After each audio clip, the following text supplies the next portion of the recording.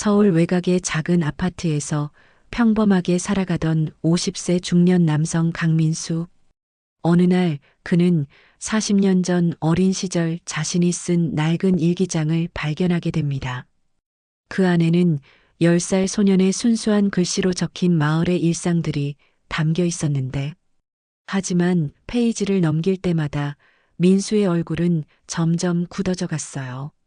그곳에는 아이의 눈으로는 이해할 수 없었던 어른들의 수상한 행동들, 그리고 한 소녀가 사라진 그날 밤의 기묘한 장면들이 생생하게 기록되어 있었거든요. 동창회에서 우연히 들은 그 사건 이야기는 민수의 가슴을 두근거리게 만들었습니다. 혹시 내가 본 게 진짜였던 걸까? 사연 시작 전에 무료로 할 수 있는 구독과 좋아요로 응원해주세요. 그리고 댓글에 대박나자라고 적어보세요. 분명 좋은 일이 여러분을 찾아갈 거예요. 자, 그럼 지금부터 40년 만에 드러나는 충격적인 진실을 함께 확인해 보시죠. 서울 외곽의 오래된 아파트 단지 새벽 5시 30분. 알람 소리에 눈을 뜬 강민수는 천장을 바라보며 한숨을 내쉬었습니다. 올해로 50살이 된 그의 얼굴엔 세월의 무게가 고스란히 드러나 있었죠. 회사원으로 살아온 지 벌써 20년이 넘었습니다. 매일 아침 7시 30분 버스를 타고 출근하고 저녁 6시면 집으로 돌아오는 반복된 일상. 그런 평범한 삶이 민수에겐 안전한 울타리 같았습니다. 아내 영희가 부엌에서 아침을 준비하는 소리가 들려왔어요. 고등학생인 딸 수진이는 아직 잠들어 있고 대학생 아들 준호는 어젯밤 늦게 들어와 방에서 코를 골고 있었습니다. 민수는 화장실에서 세수를 하며 거울 속 자신을 바라봤어요. 언제부턴가 눈가에 주름이 깊어졌고 머리카락 사이사이로 흰 머리가 섞여 있었습니다. 하지만 민수의 마음 한구석엔 늘 불편한 무언가가 자리하고 있었어요. 그것은 마치 잘 맞지 않는 신발을 신고 걸어가는 것 같은 느낌이었습니다. 아무리 평온한 일상을 보내려 해도 어린 시절의 기억 하나가 그를 괴롭혔거든요. 1979년 그때 민수는 고작 10살이었습니다. 경기도의 작은 시골 마을에서 할머니와 함께 살았던 그 시절 말이에요. 민수는 커피를 마시며 거실 한쪽 구석에 있는 오래된 책장을 바라봤습니다. 먼지가 쌓인 책들 사이에 낡은 공책 하나가 끼워져 있었어요. 그 공책은 마치 판도라의 상자처럼 민수를 유혹했습니다.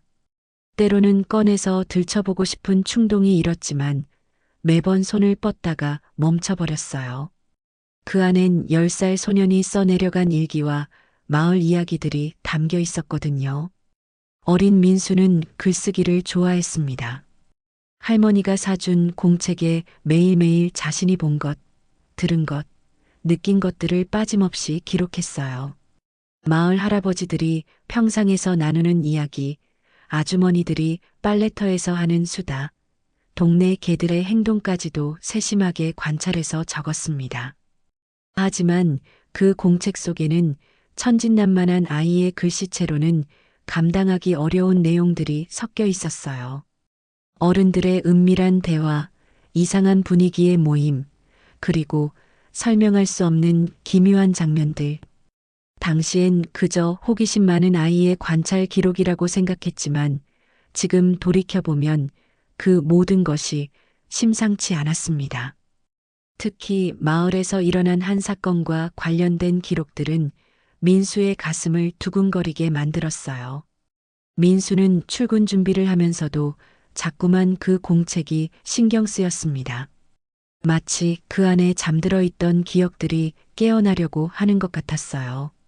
넥타이를 매며 거울을 보니 어린 시절의 자신이 겹쳐 보이는 듯 했습니다. 그때의 민수는 어른들의 세계를 이해하지 못한 채 그저 보이는 것들을 기록했을 뿐이었어요. 지하철에서 회사로 향하는 길, 민수는 창밖으로 흘러가는 풍경을 보며 생각에 잠겼습니다. 40년이란 긴 세월이 흘렀지만 그때의 기억은 여전히 선명했어요. 할머니의 따뜻한 손길, 마을 뒤편 개울가에서 뛰놀던 추억, 그리고 그 모든 평화로운 일상을 뒤흔들어 놓았던 그 사건. 민수는 고개를 저으며 과거의 기억을 떨쳐내려 했지만 쉽게 지워지지 않았습니다. 회사에 도착해서도 민수의 마음은 불안했어요. 업무에 집중하려 해도 자꾸만 어린 시절이 떠올랐습니다. 점심시간이 되어서야 민수는 결심을 굳혔어요. 오늘 밤 집에 돌아가면 그 공책을 다시 꺼내보기로 말입니다. 더 이상 피해서는 안 될 것 같았거든요. 마치 운명이 그를 그 기억 속으로 이끌고 있는 것만 같았습니다. 그날 밤 민수는 저녁을 먹고 나서 조용히 책장 앞에 섰습니다. 가족들이 각자 방에서 시간을 보내는 동안 민수는 떨리는 손으로 그 낡은 공책을 꺼냈어요. 표지는 누렇게 변색되어 있었고 모서리는 해져서 너덜너덜했습니다. 공책을 펼치자 어린 시절의 글씨가 눈에 들어왔어요. 삐뚤빼뚤하지만 정성스럽게 쓴 글자들이 마치 시간의 터널처럼 민수를 과거로 이끌었습니다. 며칠 후 민수에게 뜻밖의 연락이 왔어요. 초등학교 동창의 소식이었습니다. 오랜만에 고향 친구들을 만날 기회였죠. 민수는 망설였지만 결국 동창회에 참석하기로 했습니다. 어쩌면 그 공책 속 기억들에 대해 다른 사람들은 어떻게 생각하는지 알 수 있을 것 같았거든요. 동창회 장소는 서울 시내의 작은 음식점이었습니다. 민수가 도착했을 때 이미 여러 명의 동창들이 모여 있었어요. 40년의 세월이 흘렀지만 어렴풋이 기억나는 얼굴들이었습니다. 인사를 나누며 앉은 자리에서 자연스럽게 어린 시절 이야기가 나오기 시작했어요. 김철수가 먼저 입을 열었습니다. 지금은 중소기업을 운영하는 그가 소주잔을 들며 말했어요. 우리 어릴 때 그 마을 참 평화로웠지? 요즘 같은 세상에 그런 순수한 시절이 또 있을까? 다른 친구들도 하나둘 추억담을 꺼내놓기 시작했습니다. 할머니 집 마당에서 함께 놀던 이야기, 개울가에서 물고기 잡던 추억, 마을 축제 때의 신나던 기억들이 쏟아져 나왔어요. 하지만 분위기가 바뀐 건 이순자가 한마디를 던지면서부터였습니다. 그런데 그때 그 사건 기억나? 마을에서 그 여자아이가 사라진 일 말이야. 갑자기 테이블 위의 공기가 무거워졌어요. 몇몇 친구들이 불편한 표정을 지었고 누군가는 술잔만 바라보며 침묵했습니다. 정미영이 조심스럽게 말을 이었어요. 아, 그 일? 결국엔 사고였다고 했잖아. 아이가 개울에 빠져서 참 안타까운 일이었지. 하지만 박영호는 고개를 저었습니다. 사고라고 하기엔 뭔가 이상했어. 그 아이 정말 착했는데 갑자기 사라지다니. 경찰도 제대로 수사 안 하고 그냥 넘어갔고 말이야. 민수의 가슴이 두근거리기 시작했어요. 그 이야기를 들으니 공책 속에 적혀 있던 내용들이 하나하나 떠올랐습니다. 어린 민수가 목격했던 그 밤의 장면들, 어른들의 수상한 행동들, 그리고 며칠 뒤 소녀가 사라졌다는 소식. 당시엔 아무 연관성을 느끼지 못했지만 지금 생각해보니 모든 것이 연결되어 있는 것 같았어요. 이태식이 목소리를 낮춰 말했습니다. 나도 그때 뭔가 이상하다고 생각했어. 마을 어른들이 갑자기 조용해졌고 아이들한테는 그 이야기 하지 말라고 했잖아. 그런데 시간이 지나니까 다들 잊어버린 것 같더라고. 그냥 불행한 사고로 기억하게 됐지. 민수는 조심스럽게 물어봤습니다. 혹시 그 아이가 사라지기 전에 뭔가 이상한 일은 없었나? 예를 들어 어른들이 수상하게 행동한다든지. 친구들은 민수를 쳐다봤어요. 왜 갑자기 그런 걸 물어보냐는 눈빛이었습니다. 순철이가 술에 취한 듯한 목소리로 중얼거렸어요. 이상한 일이라. 글쎄, 그때 이장님이 자주 그 아이네 집에 갔다던데. 뭔가 도움을 준다고 했나? 잘 기억이 안 나네. 하지만 곧바로 철수가 끼어들었습니다. 야, 이제 와서 그런 얘기 왜 해? 다 옛날 일이고 추측으로 사람 나쁘게 만들면 안 되지. 분위기가 어색해지자 다들 화제를 돌리려 했어요. 하지만 민수의 머릿속엔 온통 그 이야기뿐이었습니다. 집으로 돌아가는 지하철 안에서 민수는 계속 생각했어요. 만약 자신이 공책에 적어둔 것들이 진짜 중요한 단서였다면? 만약 그 소녀의 실종이 단순한 사고가 아니었다면? 집에 도착한 민수는 다시 공책을 펼쳤습니다. 이번엔 더 자세히, 더 신중하게 읽어봤어요. 어린 시절에 자신이 적어둔 날짜들을 확인하고 사건의 순서를 정리해봤습니다. 그러자 놀라운 사실을 발견했어요. 소녀가 사라지기 며칠 전부터 마을 어른들의 행동이 수상했다는 기록들이 여러 군데 나와 있었거든요. 민수는 떨리는 손으로 공책의 한 페이지를 가리켰습니다. 그곳엔 이렇게 적혀 있었어요. 밤에 이장 아저씨가 나타났어. 그 여자아이와 뭔가 얘기하고 있었는데 아이가 울고 있었어. 어른들이 주변에서 지켜보고 있었는데 모두 심각한 표정이었어. 민수는 숨이 막혔습니다. 혹시 자신이 40년 전에 목격한 것이 정말 중요한 사건의 시작이었던 걸까요? 며칠 밤을 뜬 눈으로 지새운 민수는 마침내 결심을 굳혔습니다.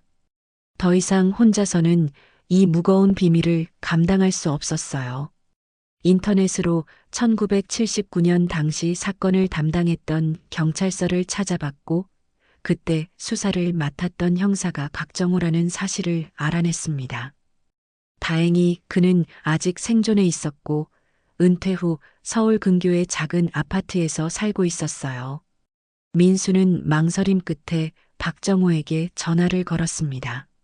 처음엔 누군지도 모르는 사람의 갑작스러운 연락에 경계심을 드러냈지만 민수가 1979년 사건과 관련된 새로운 증거가 있다고 하자 만나보자고 했어요. 약속 장소는 박정호의 집 근처 작은 카페였습니다. 토요일 오후 민수는 낡은 공책을 품에 안고 카페에 도착했어요. 박정호는 이미 구석자리에 앉아 있었습니다.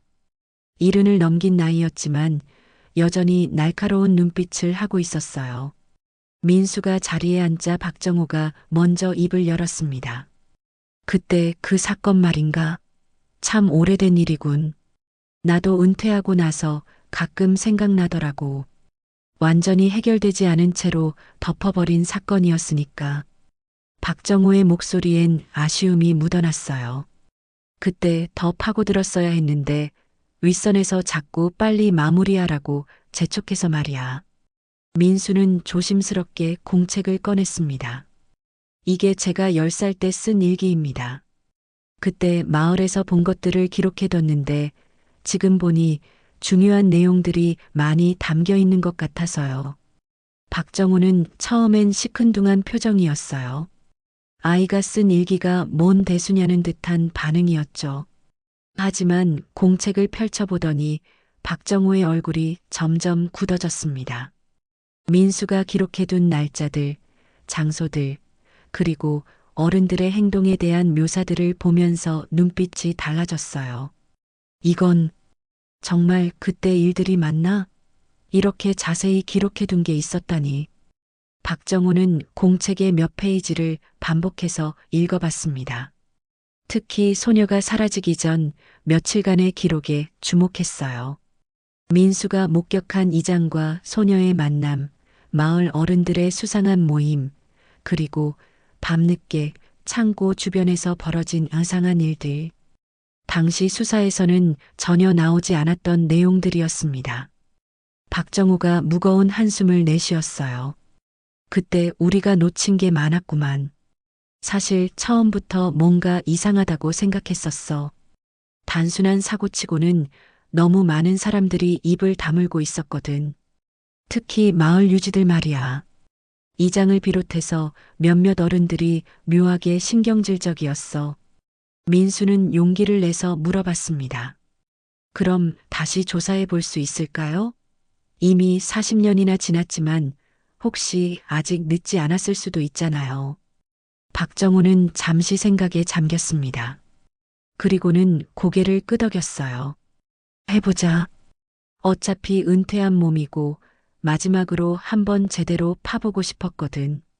다음 주부터 민수와 박정우는 본격적인 조사에 나섰습니다. 먼저 당시 마을에 살았던 사람들의 행방을 추적해 봤어요. 놀랍게도 상당수가 아직 살아 있었고 대부분 서울이나 근교 지역으로 이주해서 살고 있었습니다. 첫 번째로 찾아간 사람은 당시 마을 이장의 부인이었던 김순덕이었어요. 지금은 80이 넘은 할머니가 되어 양로원에서 지내고 있었습니다. 민수와 박정우가 찾아왔다고 하니 처음엔 반가워했지만 그 사건 이야기가 나오자 갑자기 표정이 어두워졌어요. 그 일은 말하고 싶지 않아요. 이미 다 끝난 일인데 왜 자꾸 파헤치려고 하나요? 김순덕의 반응은 예상했던 것보다 훨씬 강했습니다. 손을 떨며 고개를 저었고 더 이상 아무 말도 하지 않으려 했어요. 박정우가 부드럽게 설득해봤지만 소용없었습니다. 할머니는 계속 아무것도 모른다고 하면서 면회를 거부했어요. 하지만 민수는 할머니의 떨리는 눈빛에서 뭔가를 읽어낼 수 있었습니다. 두려움이었어요. 40년이 지난 지금도 여전히 무서워하고 있는 게 분명했습니다. 두 번째로 찾아간 사람은 당시 마을 이장과 가까웠던 최병수였어요. 지금은 작은 가게를 운영하며 살고 있었는데 민수와 박정우가 나타나자 굉장히 당황했습니다. 왜 갑자기 그런 얘기를 하냐며 불편해했어요. 그때 일은 이미 다 정리된 거 아니야? 불행한 사고였다고 결론 났잖아. 왜 자꾸 옛날 일을 들춰내려고 하는 거야? 최병수는 계속 시계를 보며 빨리 가달라는 눈치를 줬습니다. 마치 누군가 보고 있을까봐 두려워하는 것 같았어요. 박정우가 조금만 더 이야기해달라고 했지만 최병수는 단호하게 거절했습니다. 나는 아무것도 모르고 알고 싶지도 않아. 그만 가주세요. 하지만 민수가 공책의 한 페이지를 보여주자 최병수의 얼굴이 새하얗게 변했어요. 그 페이지엔 당시 최병수가 다른 어른들과 함께 무언가를 의논하는 모습이 자세히 그려져 있었거든요. 이렇게 몇 명을 더 찾아가 봤지만 결과는 비슷했습니다. 모두들 기억이 안 난다고 하거나 아예 만나기를 거부했어요. 심지어 어떤 사람은 전화로 협박하듯 말하기도 했습니다. 괜히 옛날 일 들춰내지 말고 조용히 살라고 말이에요. 민수는 점점 확신이 서기 시작했습니다. 이렇게 모든 사람이 입을 다물고 있다는 건 분명히 숨겨야 할 무언가가 있다는 뜻이었어요. 그리고 40년이 지난 지금도 여전히 그들을 두렵게 만드는 비밀이 있다는 것이었습니다. 며칠간의 답답한 조사 끝에 민수는 마지막 희망을 걸고 어린 시절 가장 친했던 친구 순철이를 찾아가기로 했습니다. 순철이는 동창회에서도 만나지 못했던 친구였어요. 알아보니 그는 건설 현장에서 일하다가 다쳐서 지금은 작은 술집을 운영하며 겨우 생계를 유지하고 있었습니다. 민수가 순철이의 술집을 찾았을 때는 이미 저녁 시간이었어요. 을씨년스러운 골목 안쪽에 자리한 작은 가게였는데 간판도 낡고 불빛도 어두웠습니다. 민수가 들어서자 카운터 뒤에서 술잔을 닦고 있던 순철이가 고개를 들었어요. 40년의 세월이 그를 많이 변화시켜 놓았지만 여전히 어린 시절의 모습이 남아 있었습니다. 민수야? 정말 민수 맞나? 순철이는 반가워하며 소주를 따라줬어요. 하지만 자세히 보니 그의 얼굴엔 깊은 피로감이 서려 있었습니다. 술에 의존하며 살아가는 사람 특유의 지친 기색이 역력했어요. 민수는 조심스럽게 안부를 물으며 대화를 시작했습니다. 한동안 어린 시절 추억을 나누던 중 민수가 본론을 꺼냈어요. 순철아, 너도 그때 그 사건 기억하지? 소녀가 사라진 일 말이야. 순철이의 손이 잠시 멈췄습니다. 술잔을 내려놓고 민수를 빤히 쳐다봤어요. 왜 갑자기 그 얘기를 하는 거야? 그냥 잊고 살면 안 되나? 민수는 자신이 가져온 공책을 보여주며 설명했습니다. 어린 시절 기록해둔 것들을 다시 보니 뭔가 이상한 점이 많더라고. 혹시 너도 그때 뭔가 이상하다고 생각한 적 없었나? 순철이는 술잔을 비우고 새로 따르면서 한참을 말없이 있었어요. 시간이 흐르고 술이 더해지자 순철이의 입이 조금씩 열리기 시작했습니다. 사실, 나도 그때부터 계속 마음에 걸렸어. 그 아이가 사라지기 전날 밤에 말이야. 나도 뭔가 이상한 걸 봤거든. 순철이의 목소리는 떨리고 있었어요. 술 때문인지 아니면 두려움 때문인지 모를 정도로 말입니다.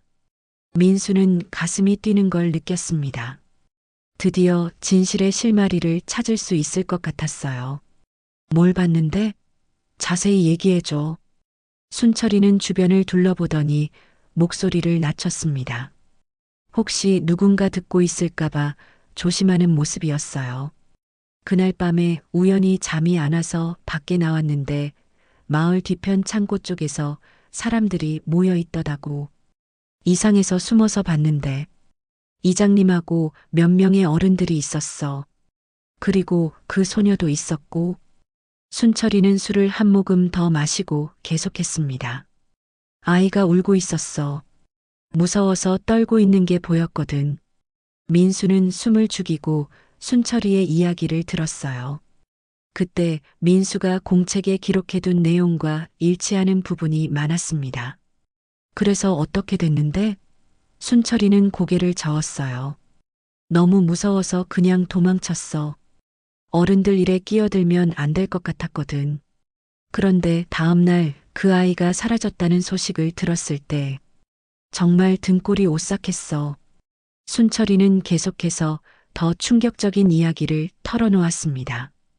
그리고 며칠 후에 이장님이 나를 불러서 따로 얘기했어.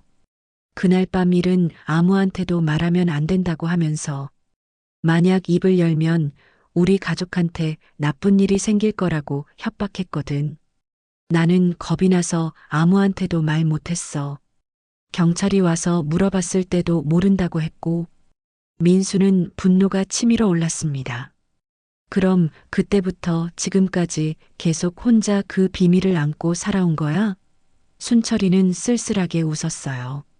그래서 이렇게 술로 연명하며 사는 거 아니겠어? 가끔 꿈에서 그 아이가 나타나거든. 도와달라고 하면서 정말 미칠 것 같아. 그런데 순철이는 더욱 놀라운 사실을 알려줬습니다. 사실 그때 이장님만이 아니었어. 마을의 다른 유지들도 함께 있었거든.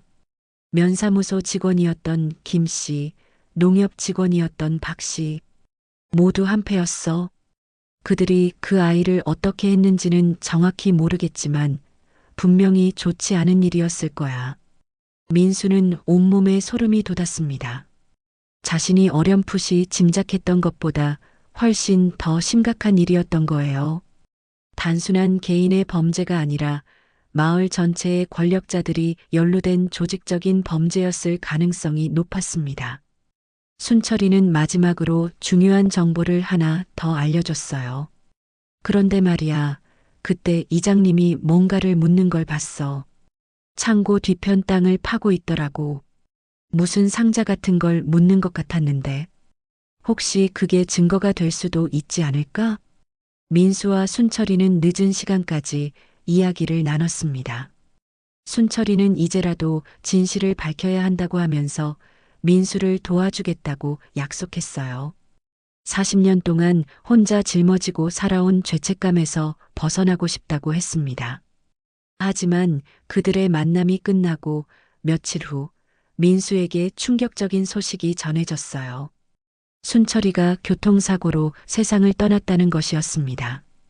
깊은 밤에 술에 취해 길을 걷다가 트럭에 치였다고 했는데 목격자도 없고 가해 차량도 도주한 뒤였어요. 민수는 경찰서에서 사고 경위를 들으면서 온몸이 떨렸습니다. 이게 정말 우연한 사고일까요? 아니면 순철이가 입을 열기 시작했다는 걸 누군가 알고 있었던 걸까요? 민수는 이제 자신도 위험한 상황에 빠졌다는 걸 직감적으로 알 수 있었습니다. 순철이의 장례식장에서 민수는 박정우를 만났어요. 박정우도 같은 생각이었습니다. 이건 단순한 사고가 아닐 가능성이 높다고 말이에요. 이제 우리가 건드리고 있는 게 얼마나 위험한 일인지 알 수 있었습니다. 하지만 순철이의 죽음을 헛되이 할 수는 없었어요. 더욱 조심스럽게, 하지만 더욱 확고한 의지로 진실을 찾아나가야 했습니다. 순철이의 죽음 이후 민수의 일상은 완전히 뒤바뀌었습니다. 마치 보이지 않는 그림자가 그를 따라다니는 것 같았어요. 회사에서도 이상한 일들이 벌어지기 시작했습니다. 월요일 아침 민수가 출근하자마자 부장이 그를 불러들였어요. 민수 씨, 윗선에서 인사 발령권으로 얘기가 나왔는데 이번 승진 대상에서 제외됐습니다. 민수는 깜짝 놀랐어요. 지난 몇 년간 성과도 좋았고 동료들 사이에서도 승진이 확실하다고 여겨졌던 상황이었거든요. 이유가 뭔가요? 특별한 문제라도 있었나요? 부장은 애매하게 말을 흐렸습니다. 글쎄요, 정확한 이유는 저도 아무튼 회사 사정이 그렇다고 하니까 이해해 주세요. 하지만 민수는 부장의 눈빛에서 뭔가 숨기고 있다는 걸 느낄 수 있었어요. 평소 자신을 아껴주던 부장이 이렇게 냉담하게 대할 리가 없었거든요. 점심시간에 평소 친하게 지내던 동료 김 과장을 만났을 때도 분위기가 이상했어요. 김 과장은 민수를 보자마자 주변을 둘러보더니 조심스럽게 말했습니다. 민수야, 요즘 좀 조심해. 내 얘기가 윗선까지 올라갔다던데.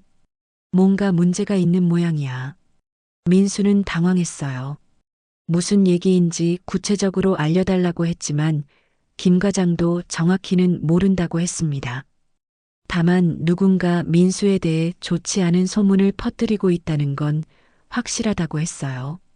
개인적인 문제로 회사에 피해를 줄 수 있는 사람이라는 식으로 말이죠. 며칠 뒤엔 더 충격적인 일이 벌어졌습니다. 민수가 담당하던 중요한 프로젝트에서 갑자기 제외됐어요. 대신 후배가 그 업무를 맡게 됐는데 그 후배조차 민수를 보는 눈빛이 예전과 달랐습니다. 마치 조심해야 할 사람을 대하는 것 같았어요. 회사에서의 냉대는 날이 갈수록 심해졌습니다. 동료들이 민수가 지나가면 대화를 멈추고 회의에서도 의견을 제대로 듣지 않았어요.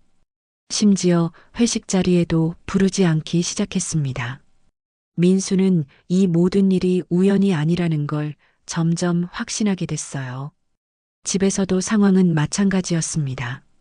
아내 영희가 심각한 표정으로 민수를 마주 앉혔어요. 여보, 요즘 무슨 일이 있는 거야? 오늘 수진이 엄마들로부터 이상한 얘기를 들었다는데 우리 가족에 대해 안 좋은 소문이 돌고 있다나 봐. 민수는 가슴이 철렁했습니다. 이제 가족에게까지 피해가 미치기 시작한 거였어요. 영희는 계속해서 걱정스러운 목소리로 말했습니다. 정확히 뭔 일인지는 모르겠지만 당신이 어딘가에 자꾸 다니면서 이상한 일에 끼어든다는 얘기가 있더다고. 정말 그런 거야? 민수는 어떻게 설명해야 할지 막막했어요. 40년 전 사건에 대한 진실을 찾고 있다고 말하면 가족들이 이해할까요? 오히려 더 걱정하고 말리지 않을까요? 결국 민수는 대충 넘어가려 했지만 영희는 계속 추궁했습니다. 다음 날 저녁 고등학생인 딸 수진이 울면서 집에 들어왔어요. 아빠, 학교에서 친구들이 이상한 얘기를 해요. 우리 아빠가 위험한 사람이라고. 나는 뭐라고 대답해야 할지 모르겠어요. 수진의 눈에는 눈물이 가득했고 민수의 가슴은 찢어질 것 같았습니다. 대학생인 아들 준호도 마찬가지였어요. 아빠, 도대체 무슨 일인 거예요? 과 친구들까지 우리 집 얘기를 하던데. 정말 창피해서 어떻게 학교에 다녀요? 준호의 목소리엔 원망이 섞여 있었어요. 민수는 자신 때문에 가족들이 고통받는 걸 보며 괴로워했습니다. 하지만 동시에 화가 났어요. 이런 식으로 가족까지 위협하는 것은 너무 비겁한 방법이었거든요. 분명히 누군가 의도적으로 민수를 고립시키려 하고 있었습니다. 그런데 정말 무서운 일은 그 다음에 벌어졌어요. 어느 날 저녁 집에 돌아오니 현관문 틈에 쪽지 하나가 끼워져 있었습니다.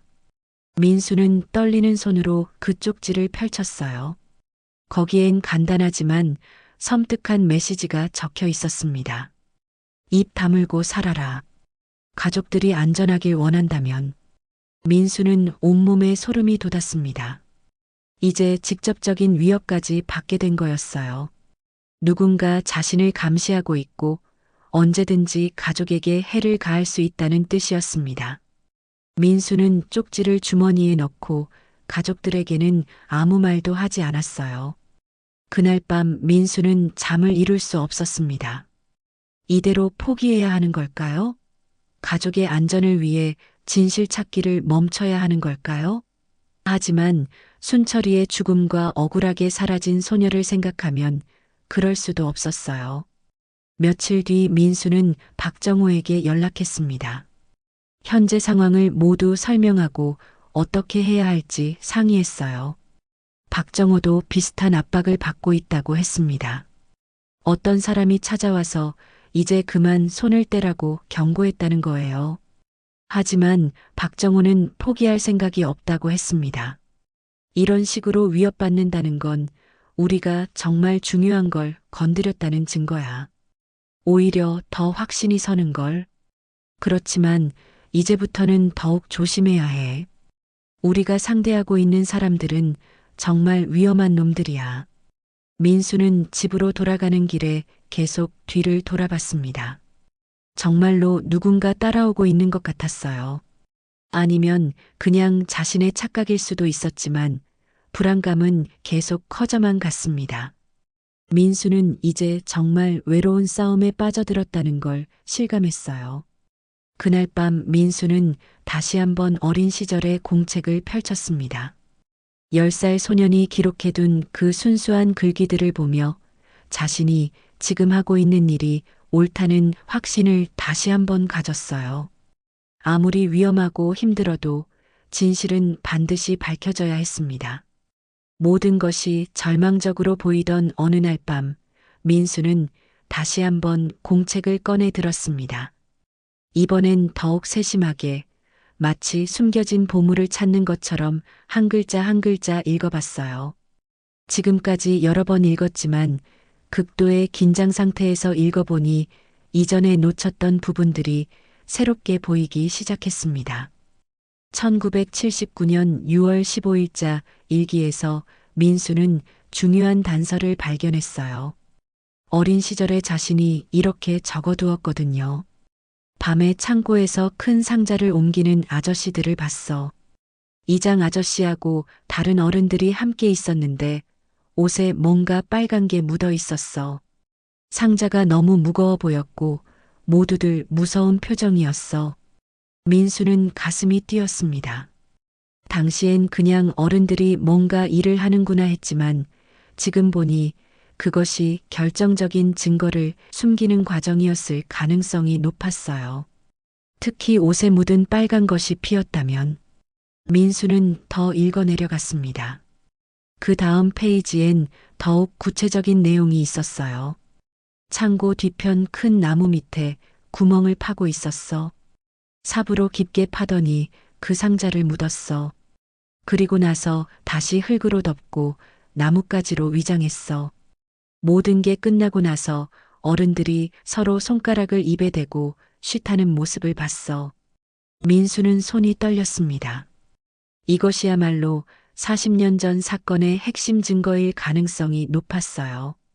만약 그 땅을 파보면 무언가 나올지도 모르겠다는 생각이 들었습니다.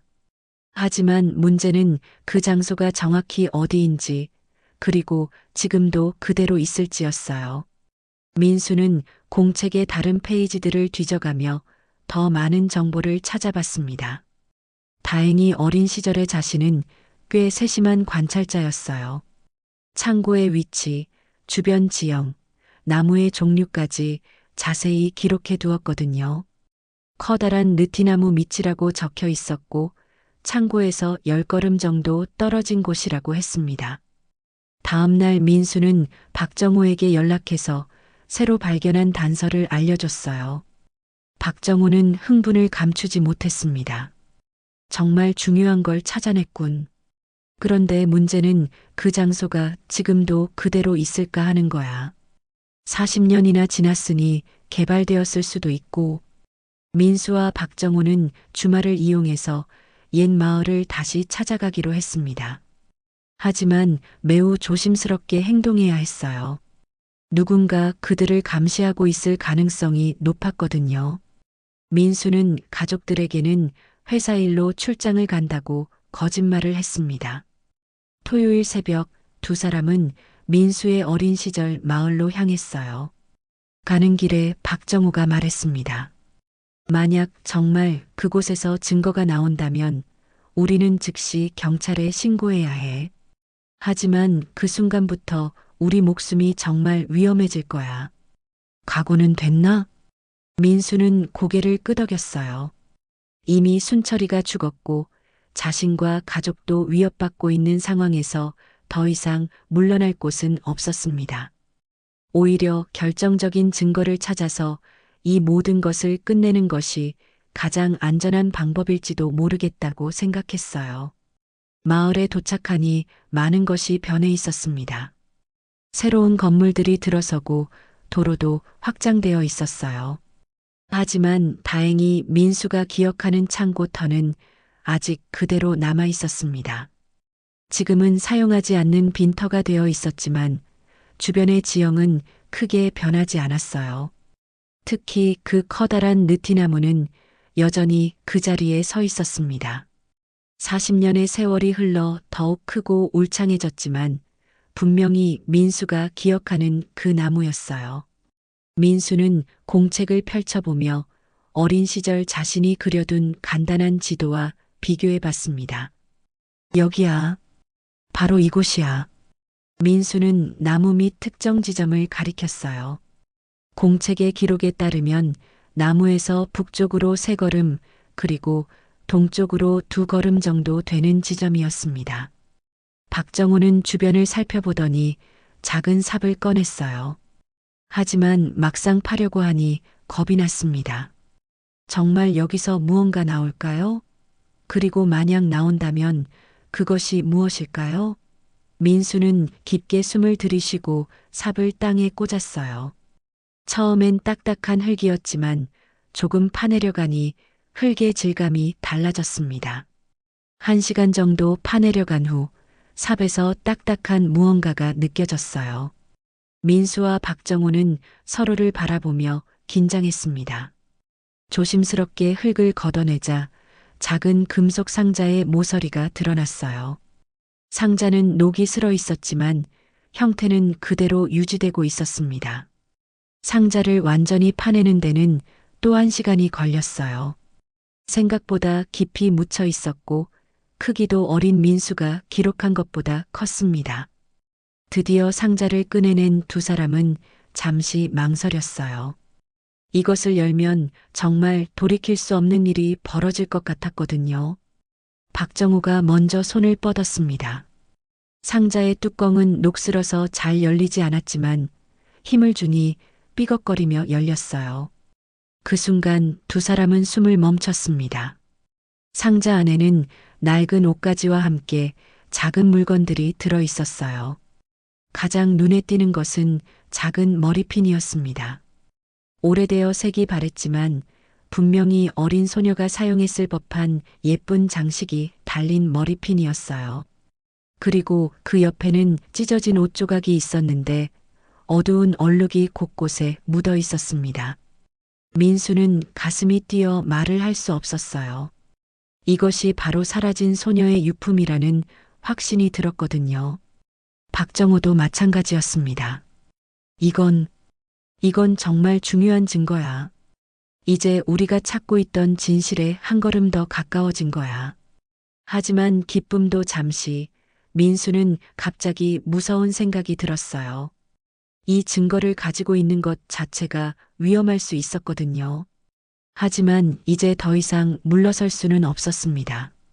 억울하게 죽은 소녀를 위해서, 그리고 순철이를 위해서라도 끝까지 가야 했어요. 민수는 상자를 조심스럽게 다시 닫으며 다짐했습니다. 이제 더 이상 두려워하지 않겠다고. 이것은 단순히 자신만의 싸움이 아니라 정의를 위한 싸움이라고 말이에요. 그리고 그 순간부터 민수의 눈빛이 달라졌습니다. 더 이상 과거에 갇힌 중년 남성이 아니라 진실을 찾기 위해 끝까지 싸울 용기 있는 사람의 눈빛으로 변한 거였어요.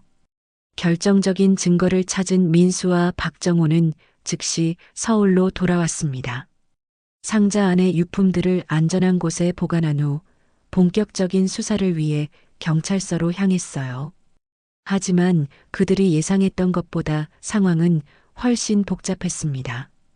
경찰서에서 만난 수사과장은 처음엔 관심을 보이는 듯 했어요. 하지만 사건의 배경과 관련 인물들을 설명하자 표정이 점점 어두워졌습니다. 이건 정말 민감한 사안이군요. 당시 관련자들 중에 지금도 영향력 있는 분들이 계시니까 신중하게 접근해야 할 것 같습니다.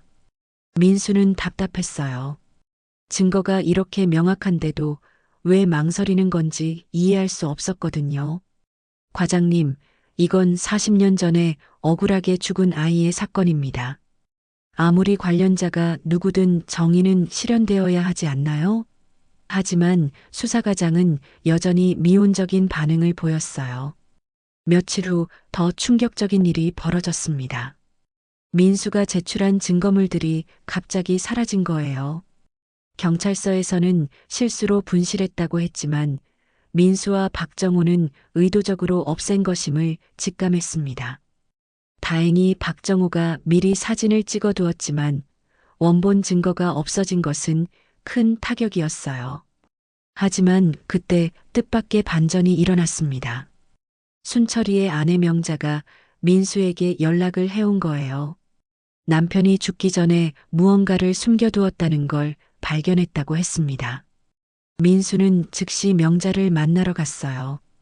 명자는 눈물을 흘리며 말했습니다. 순철이가 죽기 며칠 전부터 계속 뭔가에 시달리고 있었어요. 그러더니 어느 날 집에 있던 오래된 카세트 테이프를 꺼내서 어딘가에 숨겨두더라고요. 저는 그때 무슨 의미인지 몰랐는데 오늘 우연히 찾게 됐어요. 명자가 건네준 카세트 테이프는 녹이 슬고 낡아 있었지만 겉면에 1979년 6월이라고 적혀 있었어요. 민수는 가슴이 뛰었습니다. 이것이야말로 순철이가 남긴 마지막 증거일 가능성이 높았거든요. 박정호와 함께 테이프를 재생해 본 순간 두 사람은 경악했습니다. 테이프에는 당시 이장과 다른 어른들의 대화가 녹음되어 있었어요. 어린 순철이가 몰래 녹음한 것이었습니다. 음질은 좋지 않았지만 내용은 충분히 알아들을 수 있었어요. 이장의 목소리가 들렸습니다. 이 일은 절대 밖으로 새어나가면 안 돼. 우리가 모두 끝장나는 거야. 그 아이는 너무 많은 걸 봤어. 다른 남자의 목소리가 이어졌어요. 그럼 어떻게 하지? 계속 이런 식으로 놔둘 수는 없잖아. 테이프는 계속해서 더욱 충격적인 내용을 담고 있었습니다. 그들이 소녀를 협박하고 폭행했다는 것, 그리고 의도치 않게 아이가 죽게 되었다는 것, 마지막에는 증거를 없애기 위해 시체를 처리했다는 이야기까지 나왔어요. 가장 결정적인 부분은 이장이 한 말이었습니다. 창고 뒤편에 묻어두자. 누구도 찾지 못할 거야. 그리고 모든 증거는 따로 보관해뒀다가 나중에 처리하자. 혹시 모를 상황에 대비해서 말이야. 민수는 온몸에 소름이 돋았어요. 자신들이 찾은 상자가 바로 그 증거였던 거예요. 민수와 박정호는 이 테이프를 가지고 다시 경찰서로 향했습니다. 이번에는 다른 수사관을 찾아가서 상황을 설명했어요. 젊은 수사관은 테이프를 들어보더니 심각한 표정을 지었습니다. 이건 정말 중대한 사건이군요. 즉시 상부에 보고하겠습니다. 하지만 또다시 예상치 못한 방해가 시작됐어요. 갑자기 민수에게 변호사라는 사람들이 찾아와서 명예훼손으로 고발하겠다고 협박했습니다. 또한 지역 유지들의 후손이라는 사람들이 나타나서 돌아가신 분들의 명예를 더럽히지 말라고 압력을 가했어요. 심지어 민수의 회사에도 영향을 미치기 시작했습니다. 회사 임원진에게 민수가 회사 이미지에 해를 끼치는 인물이라는 소문이 퍼졌고 해고 압력까지 받게 됐어요. 민수는 정말 절체절명의 위기에 몰렸습니다. 하지만 바로 그때 뜻밖의 도움이 나타났어요. 한 시민단체에서 이 사건에 관심을 가지기 시작한 거예요. 과거사 진실 규명을 위해 활동하는 단체였는데 민수의 이야기를 듣고 적극적으로 도와주겠다고 나섰습니다. 시민단체의 도움으로 언론에도 이 사건이 알려지기 시작했어요. 한 탐사보도 기자가 관심을 가지고 깊이 있게 취재하기 시작했습니다. 기자는 당시 사건과 관련된 다른 자료들도 찾아냈고 민수가 제공한 증거들과 연결되는 부분들을 발견했어요. 드디어 결정적인 순간이 왔습니다. 검찰에서 이 사건을 정식으로 수사하기로 결정한 거예요. 테이프의 음성 분석 결과 조작되지 않은 진짜 녹음임이 확인됐고 다른 정황 증거들도 충분히 수집됐습니다. 당시 이장이었던 이 씨는 이미 세상을 떠났지만 다른 공범들 중 일부는 아직 살아 있었어요. 검찰은 이들을 소환해서 조사하기 시작했습니다. 처음엔 모든 혐의를 부인했지만 점점 증거가 쌓여가자 한 명씩 입을 열기 시작했어요. 마침내 40년 만에 진실이 세상에 드러나기 시작했습니다. 1979년 그날 밤 마을의 권력자들이 어린 소녀를 성폭행하려 했고 소녀가 저항하자 실수로 죽음에 이르게 했다는 것이었어요. 그리고 이를 은폐하기 위해 조직적으로 증거를 없애고 사고사로 조작했다는 사실도 밝혀졌습니다. 민수는 법정에서 증인으로 서면서 떨리는 목소리로 말했어요. 40년 전 10살 소년이 본 것들이 모두 사실이었습니다. 비록 늦었지만 이제라도 진실이 밝혀져서 다행입니다. 그 아이의 억울함이 조금이나마 풀렸으면 좋겠습니다. 법정에는 소녀의 가족들도 와 있었어요. 40년간 딸의 죽음을 사고로만 알고 살아온 부모는 이미 세상을 떠났지만 언니와 남동생이 남아 있었습니다. 그들은 눈물을 흘리며 민수에게 고마움을 표했어요. 길고 긴 재판이 끝나고 마침내 판결의 날이 왔습니다. 법정은 많은 사람들로 가득 찼어요. 언론, 시민단체, 그리고 사건 관련자들의 가족들까지 모두 이 역사적인 순간을 지켜보기 위해 모였습니다. 민수는 방청석에 앉아 떨리는 마음으로 판사의 입을 바라봤어요. 판사가 엄숙한 목소리로 판결을 선고했습니다. 피고인들은 1979년 미성년자 성폭행 및 살인, 그리고 증거인멸 등의 혐의로 유죄를 인정받았어요. 비록 공소시효가 지났고 주범은 이미 세상을 떠났지만 생존한 공범들에 대해서는 법적 처벌과 함께 사회적 단죄가 내려졌습니다. 더 중요한 것은 40년간 사고사로 기록되어 있던 소녀의 죽음이 공식적으로 살인사건으로 인정받았다는 점이었어요. 국가는 늦었지만 진실 규명에 실패했던 것에 대해 공식 사과했고 피해자 가족에게는 배상금과 함께 명예회복 조치가 이루어졌습니다. 판결이 끝난 후 민수는 법정 밖으로 나왔어요. 그곳에서 소녀의 언니인 김영숙을 만났습니다. 이제 60이 넘은 그녀는 눈물을 흘리며 민수의 손을 꽉 잡았어요. 정말 고맙습니다. 40년 동안 우리 가족은 동생이 그냥 실수로 죽었다고 생각하며 살았어요. 하지만 이제야 진실을 알게 됐네요. 민수도 눈물이 났습니다. 죄송합니다. 더 일찍 나서지 못해서 만약 제가 더 빨리 용기를 냈다면. 하지만 영숙은 고개를 저었어요. 아니에요. 그때는 당신도 어린아이였잖아요. 지금이라도 나서주신 것만으로도 충분히 감사해요. 영숙은 계속해서 말했습니다. 우리 동생은 정말 착한 아이였어요. 항상 웃고 있었고 모든 사람에게 친절했죠. 그런 아이가 그렇게 무참하게. 하지만 이제는 편히 쉴 수 있을 것 같아요. 진실이 밝혀졌으니까요. 민수는 소녀의 무덤을 찾아가기로 했습니다. 영숙과 함께 향한 공동묘지에는 작은 비석 하나가 서 있었어요. 비석에는 단순히 이름과 생년월일만 적혀 있었는데 사고사라는 잘못된 기록도 함께 새겨져 있었습니다. 민수는 무덤 앞에 무릎을 꿇고 머리를 숙였어요. 정말 늦었지만 이제라도 진실을 밝혀드리게 되어서 다행입니다. 당신이 겪었던 고통과 억울함을 모두 이해할 수는 없지만 적어도 세상 사람들이 진실을 알게 되었어요. 이제는 편히 쉬세요. 영숙이 새로운 비석을 세우기로 했다고 말했어요.